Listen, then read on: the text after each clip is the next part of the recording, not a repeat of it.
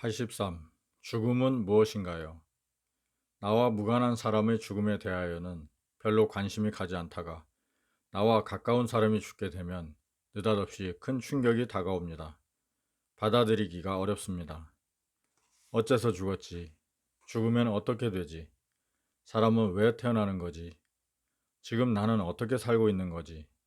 나는 어디로 가고 있는 거지? 잘 먹고 잘 살던 사람이 갑자기 바보가 된 듯 아무것도 모르게 됩니다.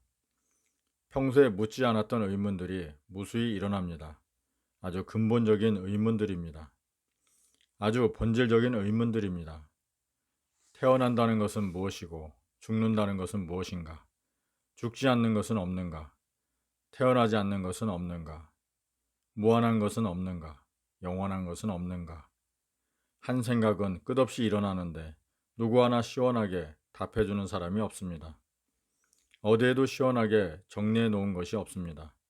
그래서 대부분의 사람들은 조금 고민하다가 세월에 잊어버리고 살아갑니다.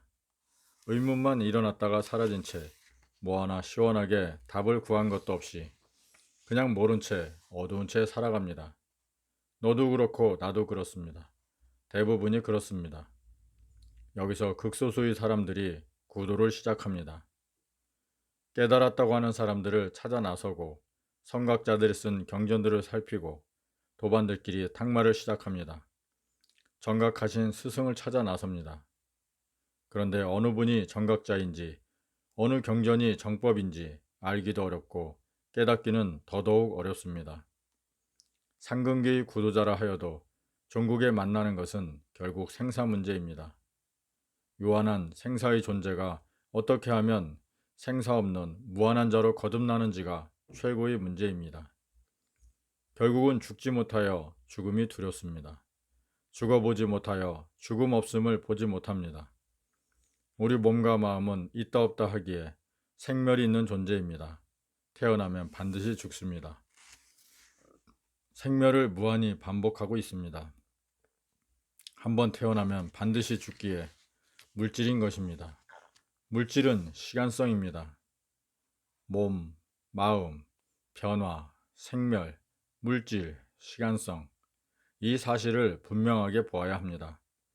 여기에 대조하여 살펴볼 것이 몸과 마음에 대조되는 것이 정신입니다. 정신은 육안으로 보이지는 않지만 몸과 마음을 관찰하는 작용으로 존재합니다. 몸과 마음은 있다 없다 하는 생멸로서 물성이지만 정신은 관찰로서 항상 존재하기에 영성입니다. 몸과 마음이 시간성이라면 정신은 공간성이라고 볼 수 있습니다. 이 공간성은 자기 내면의 공간성입니다. 몸도 물성이라 백년 안쪽으로 생멸하지만 마음, 생각, 감정, 느낌은 자기 내면에서 수시로 생멸하고 있습니다. 지속적으로 바라보면 아주 한 생각도 일어나지 않는 내면의 바탕, 공간이 존재하고 그 정신이 자기 자신 자체임을 자각합니다. 죽음이란 몸의 죽음만이 죽음이 아니라 내면에서 한 생각도 일어나지 않는 상태를 말하여 생각의 죽음이라고 합니다.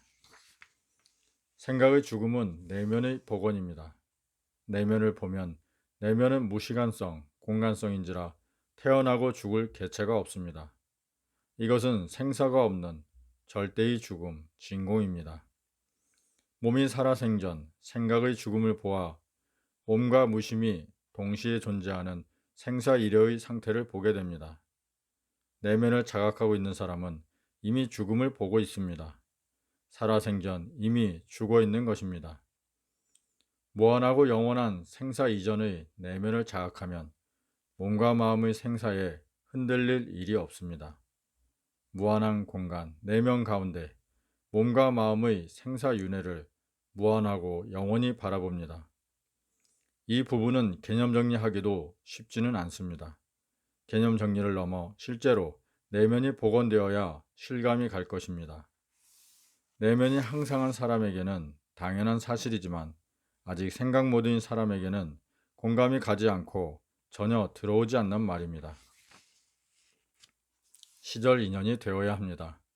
생사 문제가 나의 문제가 되어야 갈급해집니다.